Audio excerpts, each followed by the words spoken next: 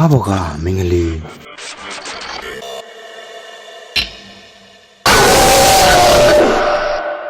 ကျွန်တော်နာမည်ကစောမောင်ပါခရစ်ယာန်မော်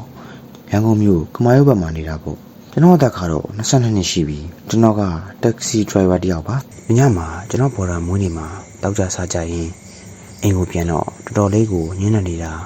လူသူကင်းရှင်းပြီးတိတ်ဆိတ်နေရောဗျာကျွန်တော်ကားမောင်းနေတော့လမ်းကူးလက်တစ်ခုမှာအဖေအောင်ရှင်အင်ကြီးပေါ်မှာအပေါ်ကနေအောင်လေးကိုဝတ်ထားတဲ့သပင်ရွှေအောင်လေးနဲ့ကောင်မလေးတယောက်ကိုတွေ့လိုက်တယ်ဒါနဲ့ကျွန်တော်ကသူနာရောက်တော့ကောင်မလေးကအတားပြီးမေးတယ်အခုစိတ်မရှိဘူးဆိုရင်ရှင်နာလေးကိုလမ်းကြုံလိုက်လို့ရမလားရှင်အဲ့ဒါနဲ့ကျွန်တော်လည်းမင်းကလေးတယောက်တည်းလူပြတ်တဲ့လမ်းမှာမတင်တော့ဘူးလို့တွေးလိုက်မိတယ်ကျွန်တော်လည်းခေါ်တင်လာခဲ့တယ်ကားပေါ်ရောက်တော့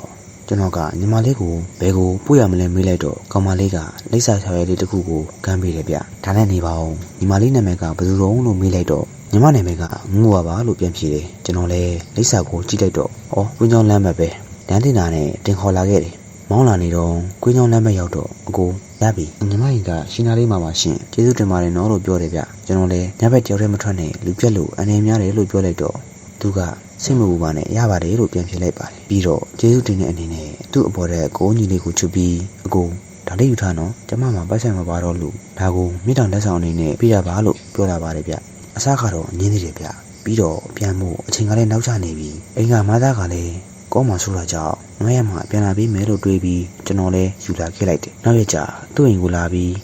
အင်ကြီးပြန်ပြီးတော့အိမ်ကပိတ်ထားတာနဲ့ကျွန်တော်လည်းတကားခောက်တော့အထက်ကတန်90လောက်ရှိတဲ့ energy ထွက်လာတယ်အဲ့ဒါနဲ့ကျွန်တော်ကအန်ဒီဒါငို့ရတော့အင်လားဗျဒီအင်ကြီးလေးကိုပြန်လာပြတာဗျလို့ပြောလိုက်တော့အန်ဒီကဝမ်းနဲ့စွာနဲ့ငိုချလိုက်ပြီးတားကအမိလေးငို့ရကြောင်းကိုမသိသေးဘူးထင်တယ်လာအထက်ဝင်အန်ဒီပြောပြမယ်ဆိုပြီး